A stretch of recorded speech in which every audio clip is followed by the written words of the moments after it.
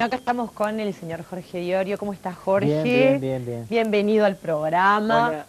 En realidad es el espacio habitual de Jorge, o sea que no le estoy dando la bienvenida. Él me está dando la bienvenida porque nosotros ya anunciamos, vamos a estar charlando con Jorge en esta tarde del deseo sexual masculino. Así es que aquellas personas que tengan alguna duda, que quieran hacer alguna pregunta, tienen el espacio entonces ahora. Mirá que después Diorio se va, porque tiene que ir a atender a su clínica y después no podemos contestarte la pregunta 924-8969, 929-0823. Un tema que comenzamos la semana pasada y que nos quedó muchísimo todavía por charlar, ¿no? Que hablábamos básicamente de las quejas muchas veces femeninas con respecto al tema. Claro, sí, en realidad el tema prácticamente lo empezamos y estuvimos después asesorando a unos televidentes que mandaron unas preguntas y bueno, y se nos terminó el tiempo. Y se nos terminó el tiempo, cuando quisimos acordar ya se nos había ido. Vamos a ver si nos dejan hoy entonces. Habíamos empezado entonces diciendo que el deseo sexual masculino, igual que el femenino, se le denomina libido, ¿verdad? O sea, la libido, que puede ser tanto masculina como femenina, y que tanto en el hombre como en la mujer tiene una importante dependencia de factores emocionales y de factores hormonales. Principalmente el principal andrógeno, la principal hormona sexual masculina, que es la testosterona, y que también es responsable en la mujer del deseo sexual, nada más que en la mujer se encuentra en cantidades muy pequeñas, comparado con los niveles que tiene que alcanzar en el hombre. Digamos, este andrógeno, la testosterona, es el principal determinante orgánico, por así decir, del deseo sexual en el varón. Hay otros determinantes, que es un poquito lo que vamos a hablar hoy, pero podemos decir que el deseo sexual masculino es una de las cosas que en la especialidad la tenemos más clara. Cuando tenemos un paciente que consulta primariamente por una disminución del deseo, es muy importante el interrogatorio y el examen físico, ver cuáles son las características de esta disminución del deseo y si estas características de la disminución del deseo nos orientan a algo orgánico o algo más bien del ámbito psicológico. Cuando nos orienta a algo orgánico es generalmente una disminución lenta y progresiva en el tiempo, que se va instalando de manera más o menos insidiosa y progresiva, y que... ¿Se da con la edad esto? Es decir, el nivel de andrógenos en el hombre va disminuyendo a partir de la edad y se da algo que en realidad es muy discutido, que algunos llaman la andropausia en el hombre, para hacer algo así como un equivalente con la menopausia femenina, que en realidad, desde el punto de vista estrictamente científico, no es algo muy equivalente, porque en la mujer la menopausia se da, digamos, de manera bastante brusca, ¿verdad? Sí. Ese hecho en la vida, digamos, en la vida sexual, en la vida reproductiva de la mujer está plenamente marcado y determinado, divide un antes y un después, tanto por características hormonales como porque termina, digamos, la fase reproductiva en ese preciso momento. En el hombre no es así. En el hombre podemos decir que lo que sí se da es una lenta y gradual disminución de los niveles del andrógeno circulante, principalmente de la testosterona, que se puede dosificar. Los laboratorios especializados, como los laboratorios como los que trabajamos nosotros, traen un determinado rango de normalidad según la faja etaria. O sea, cuando nos presentan los resultados del examen de sangre, en el resultado dice al costado rango, y ese rango es válido según la edad, diferente, digamos, a la mujer, que puede haber ciertas variables, pero directamente hay un periodo específico en el cual con el cese de la actividad ovárica empieza la menopausia. En el hombre no existe esto. En el hombre lo que existe simplemente es una lenta y gradual disminución de la testosterona plasmática, una lenta y gradual disminución que se da a veces en la capacidad de erección. Obviamente le decimos a los pacientes, no es lo mismo tampoco la erección, ¿verdad?, ni la frecuencia sexual a los 60 años que a los 70, que a los 20. Claro. ¿Tá? Pero la capacidad, por ejemplo, reproductiva en el sexo masculino persiste hasta el final de la vida. Si bien no persiste, digamos, con la misma efectividad que cuando tenía 20 años, obviamente todos los parámetros no son lo mismo, el número de espermatozoides, la motilidad espermática va disminuyendo lenta y progresivamente con el tiempo, pero digamos no es un hecho tan marcado como en la mujer. Entonces, por ese motivo es que muchos no les gusta hablar de andropausia o se niegan a aceptar el término como un término científico. Por eso, pero hay otros que lo llaman, por ejemplo, presbirectia, en el cual se hacen hincapié más en la disminución lenta y gradual de la capacidad eréctil del hombre, que no sería más que, digamos, el acomodamiento a la edad. Bien. Pero no existe como en la mujer un cambio tan notorio y preciso. Que este cambio además no quiere decir que la mujer pierda el deseo sexual. Al contrario, teóricamente en muchas mujeres se ve que al contrario se estimula más. ¿Por qué? Porque no tienen, digamos, la responsabilidad de estar cuidándose, de estar tomando píldoras anticonceptivas, de estar teniendo otro tipo de problemas. Es como que la mujer en ese entonces ya queda más liberada para disfrutar de su sexualidad. Generalmente ya no tienen tampoco las responsabilidades de los hijos. Claro, existe sí, desde el punto de vista psicológico en la mujer, la asociación, que ella lo asocia con que muchas veces al llegar a la menopausia, lo asocia, digamos, y lo asocia mal con que acabó su vida sexual. Claro, no es así, no tiene nada que ver. Es una cosa la vida reproductiva y otra cosa la sexualidad.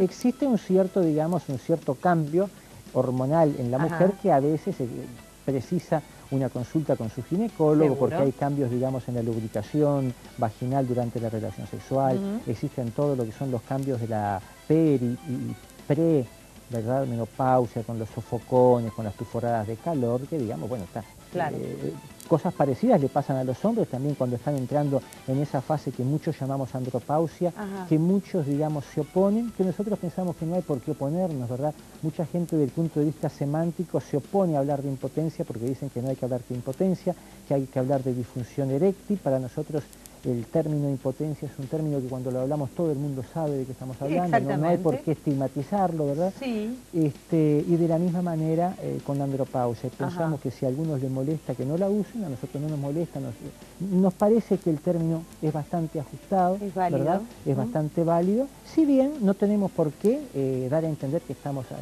asociándolo con la menopausia de la mujer. Ahí está, perfecto. Y en esta, digamos, en esta andropausia, entonces, existe una disminución en los tenores de hormonas circulantes que llevan a que disminuya un poco el deseo, a que disminuya un poco la erección, a que se modifiquen algunos otros parámetros, pero el hombre tiene que tener una actividad sexual normal y cuando no la tiene, cuando no tiene una buena erección, ¿verdad? El paciente tiene que consultar de la misma manera que cuando ha disminuido el deseo.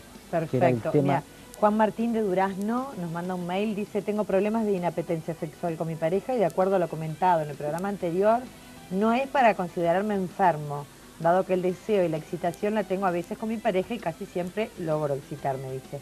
Mi pareja insiste en el cambio de alimentación para optimizar el deseo, el aumento de la libido. Y él le pregunta si realmente es cierto la influencia esto de apio, nuez y otros elementos naturales para aumentar mi deseo sexual. Porque tú dices que se habla de que todo esto es como... Claro, tiene varias puntas, porque lo que él dice, primero dice que no se considera enfermo. Siempre que hablamos de esto no hablamos de enfermedades, sino de disfunciones. Son generalmente problemas que tiene la gente sana, ¿verdad? Nunca se puede hacer, digamos, ni por teléfono, ni por internet, ni por radio, ni por televisión, diagnósticos, ¿verdad? Ni conductas terapéuticas, ni, por ejemplo, incidir con conductas de colegas que están tratando pacientes. Pero, digamos, todas estas cosas implican la necesidad de una consulta, porque por algo él dice que tiene inapetencia, después dice, no, me excito, tengo una erección, pero bueno, justamente uno de los motivos de consulta del paciente que consulta por disminución del deseo es que cuando es exigido tiene una erección buena, ¿verdad? La eyaculación generalmente es normal, o si era rápida o demorada de antes de tener la inapetencia va a seguir siendo igual, pero justamente lo que él refiere es que ha disminuido el deseo sexual y muchas veces el paciente lo refiere de diferentes grados. Hay pacientes que simplemente lo que están es mal informados porque dicen, doctor, no tengo ganas de tener relación sexual todos los días, tampoco tendría por qué tenerla, pero él piensa que sí, ¿verdad? Pero hay pacientes que nos dicen, doctor, si mi mujer no me busca, yo quizás estaría un mes sin tener relación. Bueno, este paciente, por ejemplo, hipotético que estamos hablando, aunque si la mujer lo busca una vez por mes la erección de él es normal y la eyaculación es normal, pero él evidentemente tiene una inapetencia. Claro. Porque generalmente todo esto, digamos, debe ser profundizado con el Sí, interrogatorio. sí, que hablar, porque a veces claro. el paciente dice que en realidad, si la mujer no lo busca, él no tendría relaciones, e igual está un mes sin tener relaciones, pero se masturba todos los días. Entonces bueno. algún tipo de deseo sexual él tiene, pero lo vehiculiza por otro lado. Exactamente. Ahora, respecto a las comidas, a veces uno escucha, ¿verdad?, algún chef y habla de comidas afrodisíacas, comidas muy excitantes, pero del punto de vista específicamente científico, la gran mayoría de los llamados afrodisíacos en relación con los alimentos no tienen ningún tipo de comprobación científica. Ah, ¿no? Ninguna. Bien. Digamos, por ejemplo, se usa mucho el apio, se usa mucho la nuez moscada, se utilizan mucho, digamos, todos los aderezos en relación a todos los condimentos picantes, y todos estos condimentos picantes en relación a lo que producen, al ser excretados, al ser eliminados por vía urinaria, producen una ligera irritación, ¿verdad?, de la vía excretora, que en algunas personas es asimilable al despertar del deseo sexual. Pero digamos, no es que haya específicamente un efecto sobre el deseo ni sobre la erección. Hay ciertos productos, por ejemplo, como cosas muy utilizadas por los orientales, como los testículos. Ellos usan mucho testículos y sacrifican animales para extraer los testículos, y bueno, los testículos son en realidad ricos en testosterona.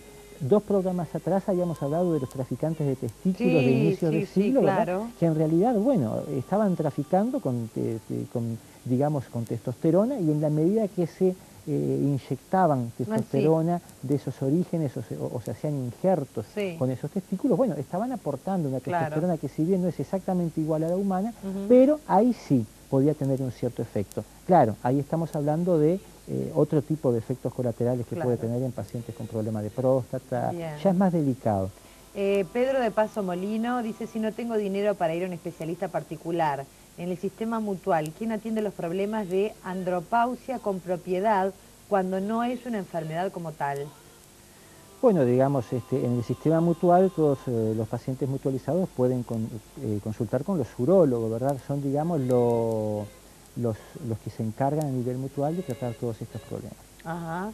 Dice, con propiedad cuando no es una enfermedad como tal, dice. Pero ahí está, justamente hay que ver primero qué es lo que él entiende con propiedad, porque quizás él va y consulta con un urólogo que en realidad no tiene muchos conocimientos. Esto no soy yo quien lo puedo decir al aire, ¿verdad? No, por supuesto. No queda bien que lo diga. Y por otro lado, hasta dónde está el límite de lo que el televidente pone como enfermedad. Lo que dijimos al inicio, no son consideradas en última instancia enfermedades, sino disfunciones, o sea, alteraciones al funcionamiento, pero no enfermedades propiamente dichas. O sea que la persona entonces que podría de pronto consultar, si él está en una mutualista, sería un urólogo. Claro. Perfecto. Claro. El urólogo verá dentro de cada mutualista cómo vehiculizar su problema. Perfecto. Te agradezco muchísimo que nos hayas acompañado, Jorge, como todos los viernes. Muy bien. Si nos llegan a... Bueno, si ustedes quieren seguir mandando preguntas con respecto al tema, nosotros las recibimos y obviamente las volcamos el próximo viernes para poder seguir contestando. ¿Tenés planteado algún otro tema que quieras decir? En realidad no lo hemos terminado el tema. Sí, por eso, no hemos llegado del examen físico a la evaluación de laboratorio. Podríamos intentar redondear el tema. Ah, bueno, perfecto. Queda pendiente entonces para el viernes. Perfecto. Gracias por acompañarnos. Por favor.